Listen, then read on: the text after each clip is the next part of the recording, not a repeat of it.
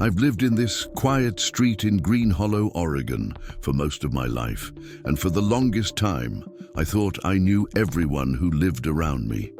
Our neighborhood is the kind of place where kids ride their bikes until sunset, where people wave from their porches and the mailman knows your name. But that changed about 6 months ago, when a man moved into the old Langley house at the end of the cul-de-sac. A house that had been empty for nearly a decade after its former owner died mysteriously in his sleep. I remember the day the moving truck arrived. It was a grey, fog-choked morning, and I watched from my front window as a single man, tall, thin, wearing a dark overcoat and gloves despite the mild weather, unloaded all of his things by himself. No family, no friends, no greeting, just silence. He moved quickly, avoiding eye contact with the few curious neighbors who tried to introduce themselves, and by nightfall, he'd already drawn all the curtains in the house. That was the last time I saw him in daylight.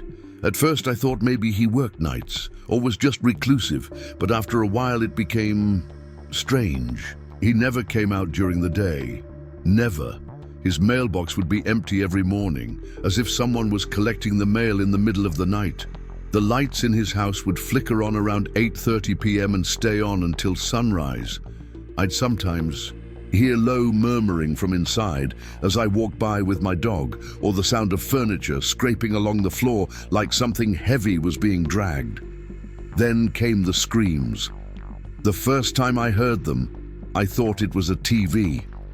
A woman's voice, high-pitched, desperate. It cut through the night like a blade, then stopped just as quickly. I paused outside his fence that evening, listening, heart pounding, but everything had gone quiet again. The next morning, I asked my neighbor Emily, who lives right next door, to him if she'd heard anything. She gave me a strange look and said, "What are you talking about? That house has been dead silent for weeks." But I know what I heard, and I would hear it again. Louder, more often, always at night, always from the basement.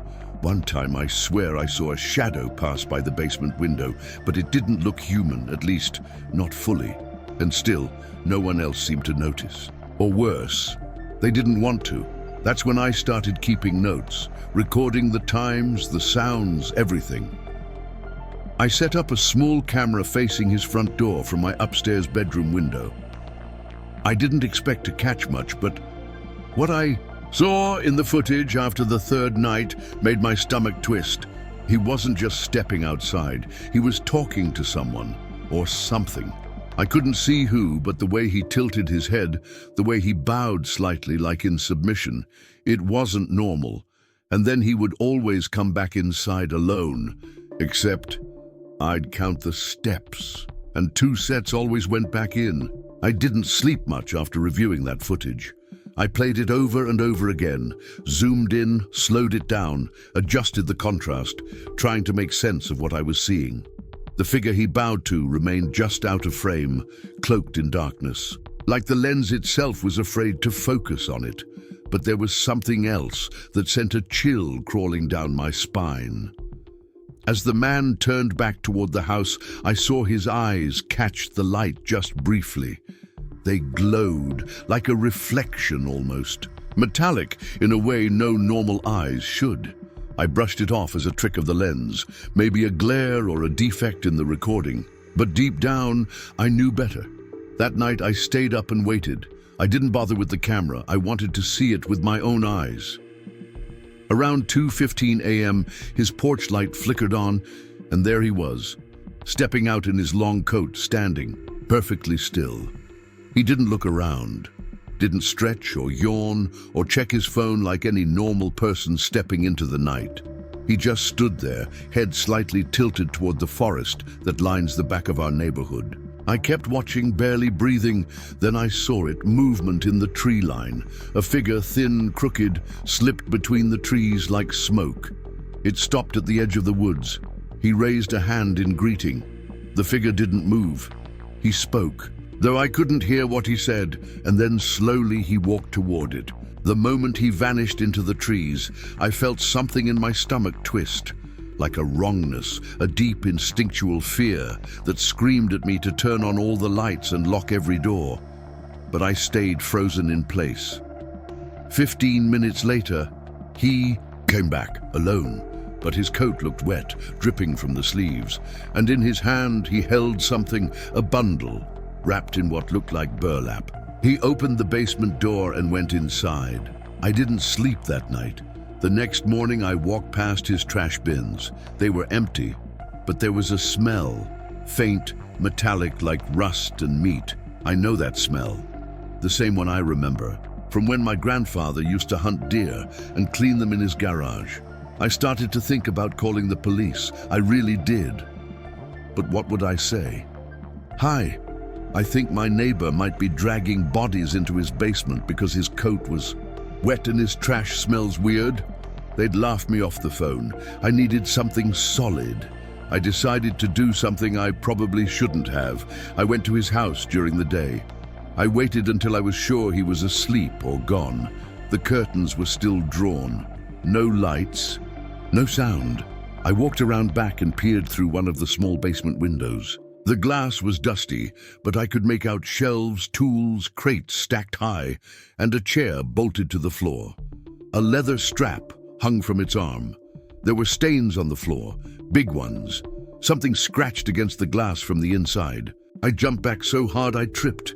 Nothing was there, but the glass fogged from the inside. Someone or something was breathing on it. I ran home, locked everything, closed every curtain. That night I didn't hear anything. Nothing at all, just silence. And somehow that scared me more, as if whatever was in that house knew I had looked, knew I had seen, and was now watching back. I tried to go about my life as usual, pretending everything was fine, but the truth was I couldn't shake the feeling that I had crossed a line, that by looking into that basement, by not minding my own business, I had made myself part of something I didn't understand and couldn't walk away from. Over the next few days, I noticed things changing, subtle at first. My dog, Cooper, the most social golden retriever you'd ever meet, started refusing to go outside after dark. He'd stand at the door, whimpering softly, even trembling, and nothing I did could coax him out. He'd never acted like that before. Then came the phone calls. Every night around 3:00 a.m., my landline would ring once, just a single ring and stop. No caller ID. I disconnected it after the third time, but it didn't stop. My cell phone started doing the same thing. One ring, then silence. I blocked. Unknown numbers. I turned it off. Still, it rang. I know how that sounds, and maybe I was just paranoid, letting my imagination get the better of me. But it didn't feel like paranoia. It felt deliberate, like I was being warned or stalked. I talked to Emily again, asked her if she had noticed anything strange lately. She looked pale, tired. "You mean the sounds?" she asked, voice barely, above a whisper. My stomach sank. "You've heard them?" She nodded slowly, eyes wide. I didn't want to say anything. I thought maybe it was just a dream, or the wind. But last night, it sounded like someone was begging, like pleading, for help. That confirmed it. I wasn't alone. I wasn't imagining things. Something was happening in that house, and we weren't supposed to know. That night I stayed up again, watching. No camera, no notes. Just me, a cup of black coffee, and a terrible certainty that I was in too deep. Around 1:40 a.m., the basement. Light turned on. It was dim, orange, almost like candlelight. Then came the sound. Not screaming this time. Chanting. Slow. Rhythmic. A language I didn't recognize. It didn't sound like Latin or anything I'd ever heard in movies. It was guttural, harsh, like a throat full of gravel and smoke. I couldn't make out any words, but the tone, the cadence, it was wrong. Wrong in the way that makes your teeth hurt. And then the ground shook, just a little, like a tremor. I ran to my back window, and I swear to you, the soil in his backyard was moving. Something underground, breathing maybe, or waking up. I don't even know why I did it, but I picked up my phone and started recording through the window. Just a few seconds, but when I played it back, the video was fine, and the audio was gone. No chanting, no tremor, just the hum of the streetlight. I checked the file 3 times. Same thing. I should have felt relieved, but instead I felt violated, like something had chosen what I could or couldn't keep. That night, I left every light in my house on. I slept with the TV playing static, and I dreamed of dirt and fingernails and someone whispering my name from under the floorboards. I woke up drenched in sweat, heart hammering like I'd been running for hours. The TV was still on, static buzzing in the background, casting flickering grey light across the room. For a moment, I couldn't tell if I was awake or still inside. The nightmare. My body felt wrong, like something had touched me while I slept, something cold and ancient. I checked my phone. 3:07 a.m. The witching hour. Again. I tried to shake it off, splashed water on my face, paced around the house. Then I saw it on my kitchen table right next to the mug I left before bed. A dead bird. Small, grey, its neck twisted at an impossible angle, feathers soaked in something dark. I screamed, jumped back, but there was no one in the house. All the windows were locked, the doors still bolted, and that bird had not been there the night before. I grabbed it with trembling hands, threw it in a trash bag and dumped it outside, heart racing. I didn't sleep after that. The next day, I visited the local library and looked up anything I could find on the house next door. Nothing recent. But deep in the archives, in yellowed clippings and microfiche files, I found a name, Marcus Langley, the original owner. Built the house in 1947, died in 1994 under unusual circumstances. No foul play was confirmed, but neighbors reported strange chanting and nocturnal behavior weeks before his death. The official cause was heart failure, but the coroner's report was sealed. A librarian told me, off the record, that the house had a bad reputation. "Kids say it's cursed," she said. "Dogs won't go near it. People who move in don't stay long," except this one had stayed, and whatever he was doing in there was getting bolder. That night, I heard the screams again, longer this time. And they didn't sound like recordings or TV. They were real, human. I knew. That tone, raw, pleading, full of horror. Something inside me broke. I couldn't ignore it anymore. I called the non-emergency line, reported a disturbance. I kept my voice calm, stuck to the facts. Screams from the basement, strange lights, unusual behavior. They said they'd send a patrol car. 2 hours later, a single cruiser pulled up, lights off. An officer stepped out and rang the doorbell. No answer. He knocked, then walked around the house, flashlight sweeping. I watched everything from my bedroom. Finally, the officer returned to his car and drove off. No report, no call, nothing. The next day, I tried to follow up. No incident found. They told me. Patrol didn't see anything suspicious. I was stunned. Either they hadn't really checked, or worse, they had and were told not to look too hard. That night, around 4 a.m., I heard footsteps on my porch. Not a knock, not a bell, just footsteps. Slow, deliberate. I froze. Then something slid. Under my door. A piece of paper. When I finally worked up the courage to open it, I found a single sentence scrawled in uneven ink. "You looked too long." And underneath it, a crude drawing of my house, with all the windows blacked out, except my bedroom. I didn't sleep that night or the next. Every time I closed my eyes, I saw that drawing, my house sketched in uneven lines, but unmistakable, and the blackened windows, all but mine. I started leaving the lights off, curtains drawn tight, trying to make my room invisible from the outside, but deep down, I knew it was too late. I'd made myself a target. The next few days blurred together. I stopped going to work, didn't answer calls. I barely ate. I just watched. At night, I sat by the window with the lights off and waited. The basement light in his house turned on every night now, regular, like clockwork. The chanting grew louder, though still impossible to understand. The soil in his backyard, once disturbed only slightly, now looked freshly overturned, like something had been buried. And recently. But what truly broke me happened 3 nights later. At exactly 2:33 a.m., I saw the basement door open. A figure stepped out, not him. It was something smaller, hunched, moving with strange jerks, as if it didn't fully know how to use its body. I couldn't see its face, only its silhouette, but it looked wrong. Its limbs too long, its head twitching every few seconds. It staggered across the yard, sniffing the air like a dog. Then it turned toward my house. I backed away from the window, heart pounding in my throat. The thing began walking in my direction, slowly, purposefully. I ducked out of sight, crawled across the floor, grabbed my phone with shaking hands. I called 911. "There's something in my yard," I whispered.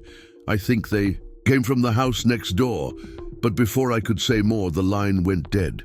Just static, then something scraped against my front door, a single long drag like claws on wood. My phone vibrated. A text, unknown number, one word: stop.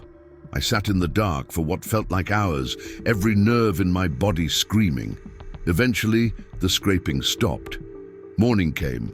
The creature, or whatever it was gone. But on my porch, scratched into the wood in jagged, deep lines, was a symbol, a spiral surrounded by sharp triangles. I searched online for hours but found nothing. No culture, no religion, no occult group claimed it. And yet, it felt ancient, familiar, like something I had always known but had forgotten. I finally reached out to someone, a man named Blake, who runs a podcast about local folklore and hidden history. We met in a cafe 2 towns over. I told him everything, showed him the drawing, the footage, the scratched symbol. He listened without blinking. When I finished, he leaned in close and said, "You need to leave. Now." That's not just a house. It's a threshold, and something's already crossed it. Then he handed me a card. No name, just a symbol on one side and an address on the other. "If you want answers," he said, "you'll find them here." I asked what the place was. He just shook his head. "Not what," he said, "who." And then he left. I still don't know if I should go, but every night the screams grow louder.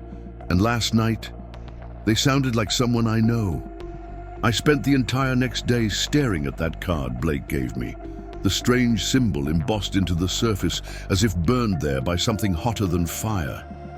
The address led to an old bookstore on the outskirts of town, one I'd passed 100 times and never noticed. It looked abandoned, wedged between a boarded-up laundromat and a crumbling barbershop. But as I approached, I realized the light inside was on, dim and flickering like candlelight again. The door opened before I could knock. A woman stood in the doorway, gray-haired, skin like parchment, eyes sharp as blades. She didn't ask who I was. She simply said, "You've been touched by the house. Come in." The inside of the shop smelled like old paper and wax. Every shelf was stuffed with books, some so ancient their titles had faded into the leather. She guided me to the back, past thick curtains, and into a room lit only by a single oil lamp. "Show me the mark," she said. I didn't know what she meant until I remembered the scratching on my porch. I took a photo. Her face darkened. "It's a warding mark," she said quietly, "but broken, inverted. It no longer protects, it invites." She told me the house on my street was built on a fracture, an old wound in the earth where things that shouldn't exist sometimes slip through. Every few decades, someone is drawn to it. Someone open, someone willing. The man who lives there now. He's not the first. but he may be the last. He made a pact, she whispered, and now he's feeding it. I asked her what it was. She shook her head. Names give power. You've already seen too much. She gave me a small tin box. Inside, a bundle of herbs, a mirror no bigger than a coin, and a candle carved with the same spiral symbol. Place this near your window. Do not let it go out. If it does, you'll no longer see what's coming. You'll invite it in. I left more confused than when I arrived, but I did what she said. That night I lit the candle and placed it on my nightstand. The flame flickered violently, casting strange shapes on my wall. Around 2 a.m. the flame turned blue, and the screaming began. But this time, it wasn't from the neighbor's house. It was from inside mine. I raced downstairs, heart pounding, and followed the sound to my kitchen. The cabinets were all open. My fridge door swung gently as if nudged. The screaming was louder now, piercing, and it was coming from the basement. My basement. I didn't even remember the last time I'd gone down there. Slowly, I opened the door. Darkness yawned below. The screaming stopped. Silence. Then a whisper, one word, my name, my real name, one I hadn't spoken since childhood, one only my mother used to call me. She's been dead for 5 years. I slammed the door shut, locked it, and backed away. The candle upstairs had gone out. I didn't light the candle again. I couldn't. Something about the blue flame, the way it changed right before the voice began. It felt like more than a warning. It felt like a doorway had opened, and I had stood right at the edge of it. For the next few days, I tried to live in denial. I sealed my basement door with heavy furniture. I played music at night loudly to drown out any sound that might come. I even taped blackout paper to all my windows, but the house was still. Changing, I started finding things moved, small objects. My keys, a pair of shoes, a framed photo that ended up face down on the floor, its glass cracked down the middle. I live alone. I've always lived alone. The scratching on my porch returned, but now it came from inside the walls. Tiny, frantic, claws dragging along the plaster. One night, it came from behind my bathroom mirror. That's when I remembered the coin-sized mirror the woman had given me. I hadn't used it. I dug it out and stared into it, expecting nothing. But in the reflection, behind me I saw movement, something hunched with hollow eyes, peeking around the hallway corner. I turned fast, but nothing was there. I didn't sleep at all that night. I went back to the bookstore the next day. It was gone, empty, completely abandoned, like it hadn't been occupied in years. The windows were boarded up, the dust on the floor undisturbed. I stood there knocking like a madman until someone from the barber shop next door came out and said, "What are you doing? That place has been closed since '92. The air felt like it disappeared from my lungs. Either I had dreamed the whole thing, or I had visited somewhere that no longer existed in this place. Back home, things escalated. At exactly 3:13 a.m. the following night, I was jolted awake by 3 knocks at my door. Not on the porch, inside.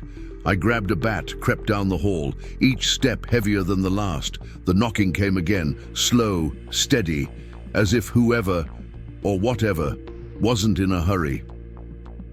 I reached the door. My hand trembled as I gripped the knob. On the other side, I heard my mother's voice again, soft, loving. "Honey, open the door, it's cold out here." But I knew it wasn't her. I knew. She was buried 3 states away. I didn't open it. I couldn't. I just stood there, crying, while the knocking continued. Then, finally, silence. I slumped to the floor and stayed there until dawn. When the sun rose, I checked the hallway. Nothing, no sign of anyone. But on the inside of the door, right above the knob, was another symbol drawn in something dark and sticky. Not the spiral this time, but a handprint, small, childlike, burned into the wood. That's when I realized I had to go back to the source. I had to go into his basement. I had to know what was really down there before whatever it was decided to come fully into mine. I chose the night carefully. A new moon, total darkness. I figured it would be harder for anything to see me or follow me. I dressed in black, left my phone behind, and crept across the yard toward his house just past midnight. His lights were off. No chanting, no screams, just silence, as if the house itself was holding its breath. I didn't bother with the front door. I knew it would be locked, and I didn't want to risk being seen on the porch. Instead, I went around the back, where I'd seen that basement window before. It was old, rusted at the hinges. I pried it open with a crowbar I brought, the metal creaking so loudly I nearly gave up right there. But nothing moved inside. No footsteps, no shadows, just a thick, damp stillness. I slid through the opening, landing softly on the cold basement floor. The smell hit me immediately. Earth, mold, and copper. Blood. The room was darker than I imagined, but I could make out outlines. Metal shelves, glass jars filled with things I couldn't identify, and a large wooden table at the center, stained so deeply it looked black. Along the walls were strange markings, symbols carved directly into the concrete. Some matched the ones I'd seen before, others were worse. Twisted shapes that made my skin crawl, like my mind was rejecting them before I could understand. I took out the coin-sized mirror the woman had given me, held it up slowly. Behind me, in the reflection, stood the man. My neighbor, watching me, not moving, just standing there in the dark. I spun around, swinging the crowbar, but he was gone. The basement was empty again. But now, the door at the far end was open. It led deeper underground, into a narrow tunnel, lined with wood beams and flickering bulbs that barely clung to life. I should have left. Every part of me screamed to get out, but I walked forward, step by step. The tunnel sloped downward. The air grew colder, the walls tighter. Then I heard it breathing, not mine, slow, wet, labored. I turned a corner and saw it. A chamber, roughly circular, dug directly into the earth. And in the middle, a pit, a deep hole. The source of everything, the screams, the symbols, the thing that had crossed over. I crept closer and looked down. At first, nothing, just darkness. Then two pale hands reached up, small, frail, human. A girl, a child. Her face emerged, covered in mud, her eyes wide with terror. "Please," she whispered, "help me." I reached down, heart racing, but something stopped me. Not fear, instinct. Behind her, something moved, huge, faceless. It clung to the walls of the pit like a spider, its body made of shadows and mouths. It looked at me, not with eyes but with hunger. And that's when I realized the girl wasn't asking for help. She was bait. It wanted me to reach in. I stepped back trembling, and the girl smiled, her eyes turning black. "You saw me," she said in a voice that was no longer hers. "Now I see you." I ran. I didn't look back. I didn't try to be quiet. I just ran, stumbling up the tunnel. The image of that thing in the pit burned into my mind. The girl's smile, wrong, too wide, too still, haunted me with every step. The tunnel felt longer on the way out, like it was stretching, pulsing.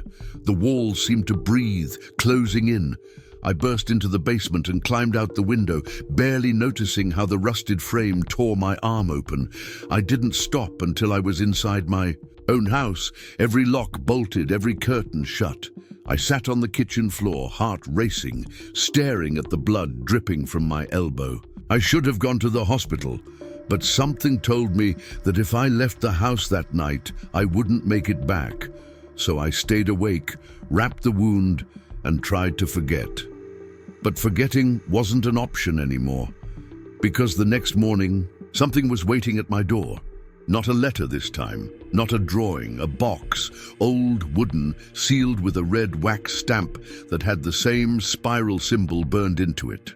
I opened it with trembling hands. Inside was my camera, the one I thought I'd lost weeks ago. The memory card was still in it. I plugged it into my computer and found a single file.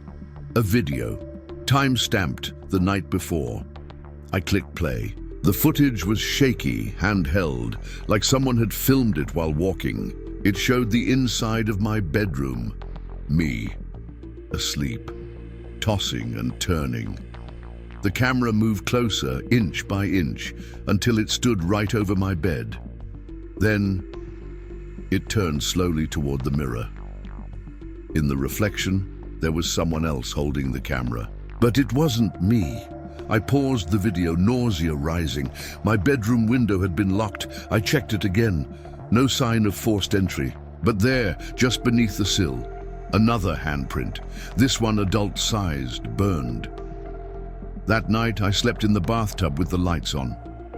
No dreams, just fear. In the morning, I noticed something far worse. A small spiral drawn in dust on my bathroom mirror. I wiped it clean. It came back the next day and the next. Every time I tried to erase it, it would reappear somewhere else, on the window, the fridge, even my skin. I washed it off, scrubbed until I bled, but it always returned. I reached out to Blake again. He didn't answer. His podcast went dark. His website vanished. It was like he never existed. Then I received an envelope, no return address. Inside, a photograph, grainy, old, black and white. It showed a group of people standing in front of the Langley house. Same porch, same windows. At the center was the man I'd seen, the neighbor, younger, but unmistakable. On the back of the photo, taken July 3rd, 1952, I dropped the picture. My hands were shaking. That was over 70 years ago. He hadn't aged at all. I looked out the window. His basement light was on, and this time, the door was open. I don't know what made me go back. Maybe it was the photograph. Maybe it was the fact that Blake was gone. Maybe I just couldn't live another night with that open door glowing across the yard like a wound. But I knew that whatever this thing was, it wasn't going to stop. Not until I ended it, so I prepared. I brought the mirror, the candle, a knife. I wrapped my arm in cloth, still sore from the cut on the window frame, and at 2 a.m. I crossed the lawn one last time. The door was wide open, as if waiting for me. I stepped into the basement. The air was thick, humid, pulsing with something. I could feel in my teeth. The chanting had returned, low and steady, like the house itself was humming. But the tunnel was different now, wider, alive. Roots twisted along the ceiling like veins, and the bulbs had all gone dark. Still, I walked. At the end of the tunnel, the pit was open. The girl was gone, but something else had taken her place. It rose from the hole slowly, its body made of many, faces pressed against its skin, screaming silently. Its arms were long and thin, tapering into claws that scraped the dirt as it moved. It spoke, but not with a voice, with memory. My father's laugh, my mother's lullaby. A teacher calling my name. It knew everything, and it wanted more. I dropped the candle into the pit. The flame flared blue, and the thing screamed, not in pain, but in rage. The chamber shook. I held up the mirror, and for a second it hesitated. Its reflection shimmered, revealing something underneath. Older, broken, imprisoned. It wasn't from here. It had never been from here. And somehow the man, the neighbor, had let it through. That's when I saw him, standing behind me, calm, watching, his eyes still glowing. "It chose me," he said, "and now it chooses you." I turned, but he was already walking into the pit. The creature opened its arms. He fell into them like a son returning home. The walls collapsed. I ran. Dirt rained from the ceiling. I barely made it out before the tunnel sealed behind me with a sound like the earth exhaling. I stood outside his house, covered in dust, blood pounding in my ears. The basement door had vanished. Just blank wall. The lights never turned on again. A few days later, the house went up for sale. No mention of the man. No one asked. No one cared. People forget. That's how it survives. But I remember. I moved far away. New town, new name. I don't talk about it. I don't think about it. But sometimes, in the dead of night, I hear a knock on my door, slow, steady, and in the mirror behind me, I see a girl, smiling, waiting.